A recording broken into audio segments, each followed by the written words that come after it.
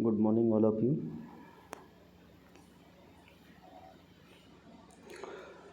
MKD nursing classes में आप सभी का स्वागत है। आज से हम important question series for the UPCHU के लिए स्टार्ट कर रहे हैं, जिसमें हम क्वेश्चंस को सॉल्व करेंगे विद रेशनल। अब स्टार्ट करते हैं।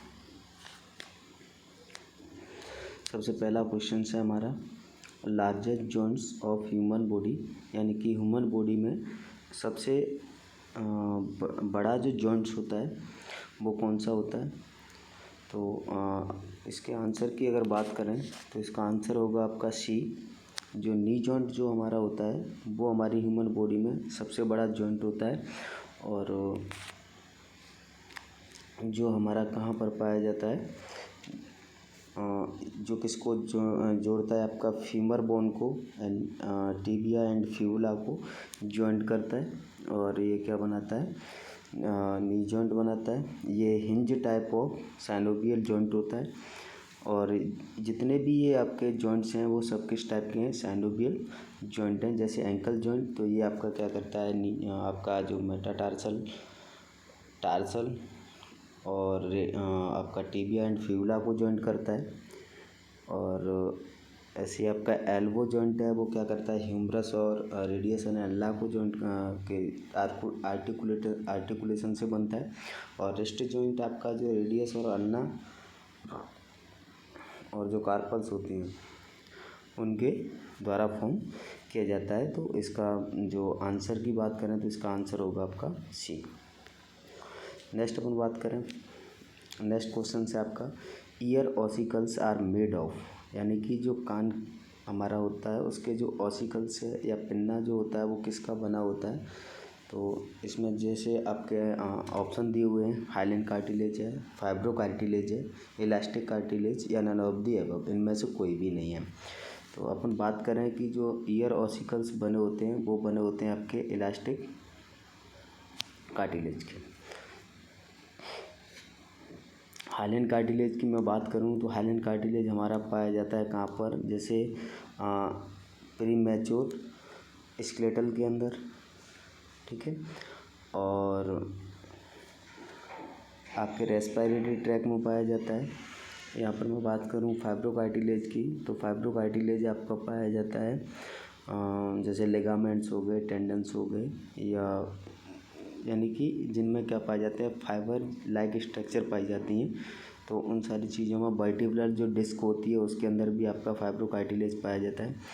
इलास्टिक कार्टिलेज जो है वो आपका क्या करता है, ईयर पिन्ना में और कुछ स्मॉल या जो छोटे छोटे ऑर्गन्स हैं उनके अंदर पाया जाता है। तो इसका आंसर क्या रहेगा आपका सी। करेक्ट आंसर इज सी।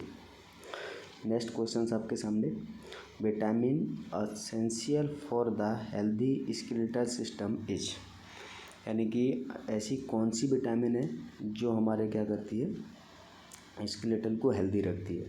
तो ऑप्शन में है आपके vitamin A, vitamin D, vitamin E and vitamin के। तो सबसे पहले मैं बात करूं कि विटामिन ए, तो विटामिन ए रेस्पॉन्सिबल होती है हमारी नाइट डेफिशिएंसी, इसकी वजह से होती है क्या, नाइट ब्लाइंडनेस, जीरोप्थेल्मिया और कंजवाइटिस, ये कुछ इसकी डेफिशिएंसी देखने को मिलती है।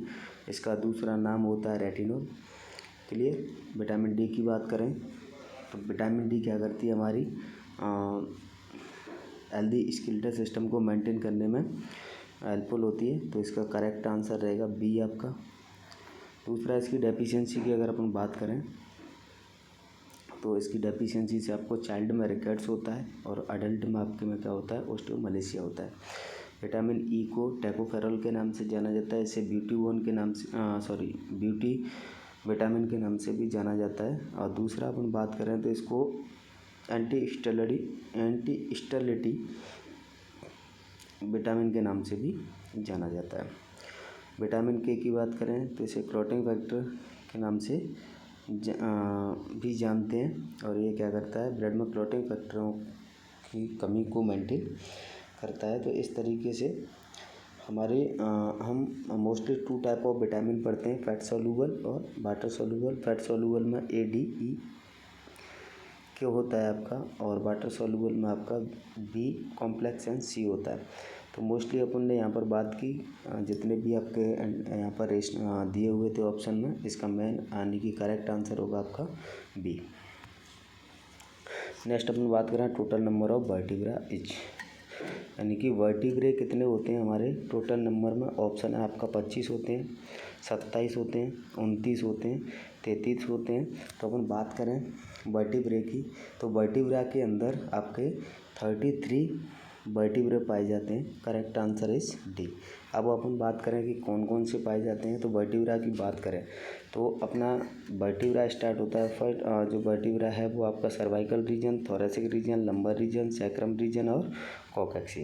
तो सैक्रम में आपके कितने होते हैं 7 सैक्रम में, 14 आपके थोरेसिक में होते हैं। क्लियर, 7 आपके सर्वाइकल, 14 थोरेसिक, 5 लंबर, 5 सैक्रम और 4 कॉकैक्सी। कितना हो गया आपका, ऐसे करके आपके कितने देखने को मिलेंगे 33 आपके वर्टिब्रे पाए जाते हैं। Correct answer is D. Next अपन बात करें 5, question number 5, number of floating ribs are, यानी कि हमारे बॉडी के अंदर जो रिब्स पाई जाती हैं, और रिब्स कितनी होती हैं 12 पेयर होती हैं।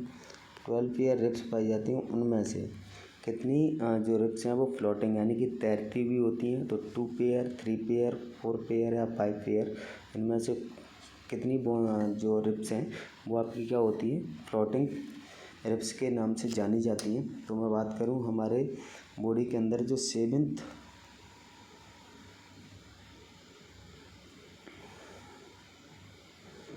यानी कि जो रिब्स हैं उनमें से 2 पेयर जो रिब्स होती हैं वो कैसी होती हैं फ्लोटिंग रिब्स होती हैं। जो यानी कि 11th और 12th वाली जो रिब्स होती हैं वो कैसी होती हैं फ्लोटिंग होती हैं। हमारी बॉडी में 12 पेयर ऑफ रिब्स पाई जाती हैं, जिसमें ट्रू 7th जो पेयर होते हैं वो ट्रू रिब्स कहलाते हैं। देन उसके बाद 3 पेयर जो होते हैं वो फॉल्स रिब्स कहलाते हैं, और 2 पेयर आपके कैसे होते हैं फ्लोटिंग रिब्स के नाम से जाने जाते हैं। तो right answer is A. Next अपन बात करें HIV अफेक्ट्स, यानी कि HIV किस चीज़ को अफेक्ट करता है। तो सबसे पहले अपन बात करें कि HIV क्या है, तो इसकी फुल फॉर्म की बात करें तो ह्यूमन इम्यूनो डेफिशिएंसी वायरस के नाम से इसको जाना जाता है, जो कॉज करता है आपका क्या एड्स को। और ये अफेक्ट करता है किसको, हमारे बॉडी के इम्यून सिस्टम को, और इम्यून सिस्टम को मेंटेन कौन करता है WBC, और WBC के अंदर ये किस पर अटैक करता है, तो हमारी जो हेल्पर T सेल्स होती हैं उनको अफेक्ट करता है। तो आंसर हमारा क्या होगा, correct answer is B.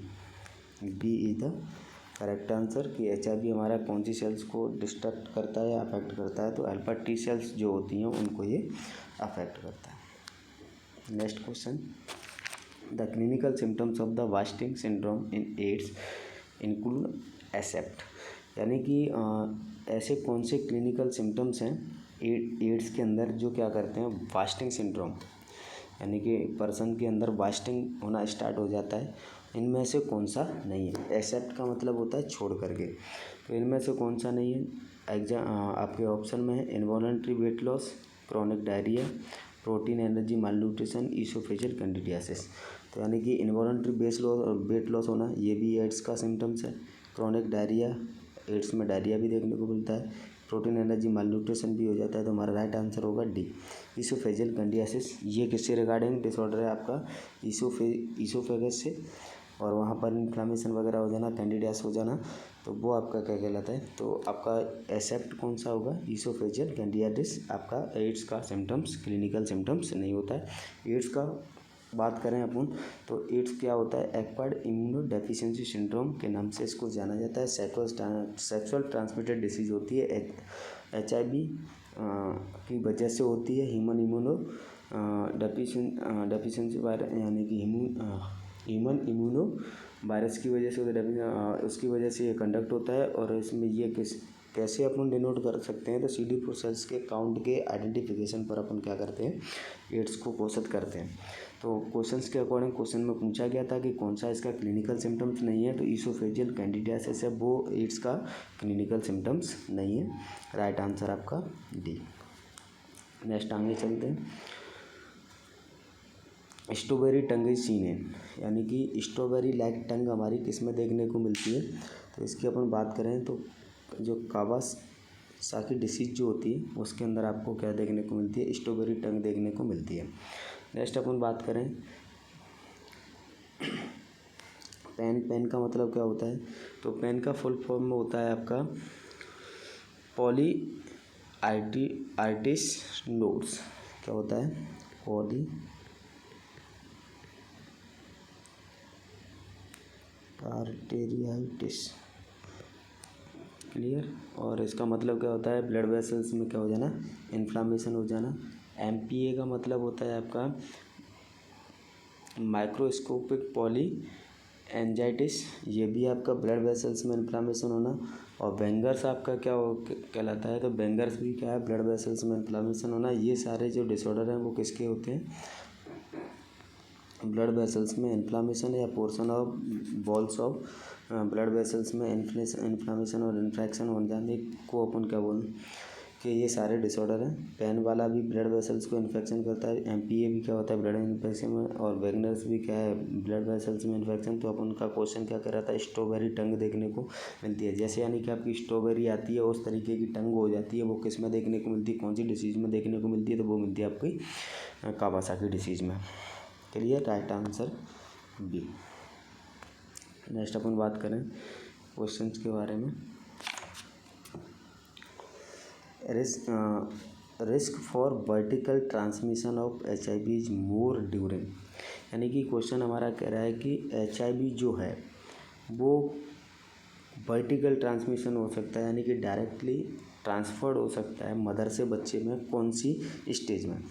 Option है आपका antenatal period, intranatal period, postnatal period और ब्रेस्ट फीडिंग। तो अपन बात करें एंटीनेटल पीरियड का मतलब क्या होता है, to conception to true labour pain, यानी कि जब से प्रेगनेंसी को अचीव किया है, कंसेप्शन हुआ है, ओवम और स्पर्म का फर्टिलाइजेशन हुआ है जब से लेकर के, और ट्रू लेबर पेन स्टार्ट हो जाता है, यानी कि मदर को पेन होने लगते हैं ट्रू वाले, इस स्टेज को अपन क्या बोलते हैं, एंटीनेटल पीरियड। तो इसमें आपका रिस्क डेवलप होने का चांस नहीं होता है, यानी कि ये वर्टिकल ट्रांसमिशन नहीं है। इंट्रानेटल पीरियड को अपन बोलते हैं ट्रू लेबर पेन से लेकर के और डिलीवरी कंडक्ट होने वाली जो प्रोसेस है वहाँ तक की जो स्टेप है वो आपका क्या कहलाता है, इंट्रानेटल। तो यहाँ पर ये वर्टिकल ट्रांसमिशन होने का चांस प्रोबेबिलिटी ज़्यादा होती है, बिकॉज ऑफ मदर एंड बच्चे का जो कॉन्टैक्ट, फ्लूइड का जो कॉन्टैक्ट है वो एक क्या रहता है,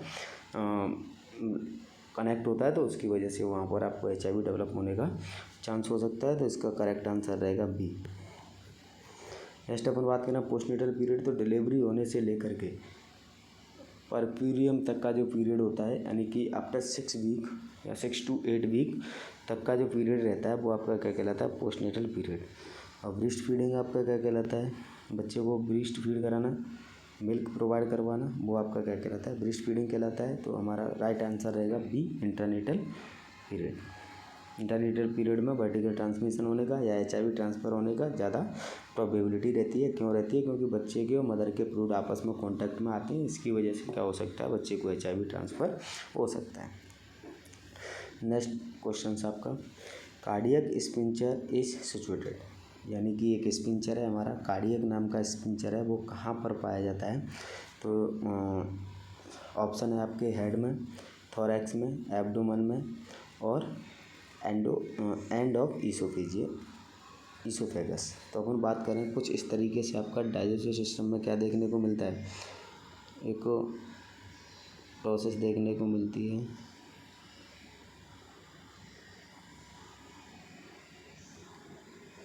क्लियर। तो ये आपका क्या है, ईसोफेगस है, ये आपका क्या है, स्टोमक है।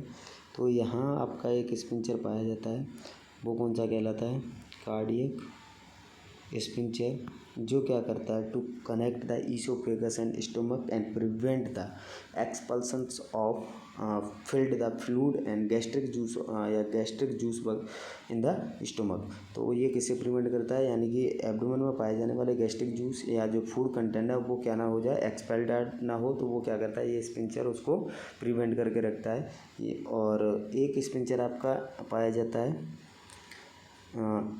एंड ऑफ द स्टोमक, जिसको अपन बोलते हैं पायलोरिक स्पिंचर। तो अपना क्वेश्चन ने क्या बोला था, कार्डियक स्पिंचर, तो सिचुएटेड कहाँ होता है, end of the oesophagus. Right answer is D. Head में कोई भी स्पिंचर नहीं होता है, थोरैक्स में कोई भी स्पिंचर नहीं होता है, एब्डोमेन में कोई भी इस तरीके का स्पिंचर नहीं पाया जाता है। तो कार्डियक स्पिंचर कहाँ सिचुएटेड होगा आपका, एंड ऑफ ईसोफेगस। तो ये कुछ आपके CHO के रिगार्डिंग कुछ इंपॉर्टेंट क्वेश्चंस थे। आई होप आप लोगों को समझ आया हो। अगर समझ आया है तो चैनल को सब्सक्राइब करना और वीडियो को शेयर करना। थैंक यू, धन्यवाद।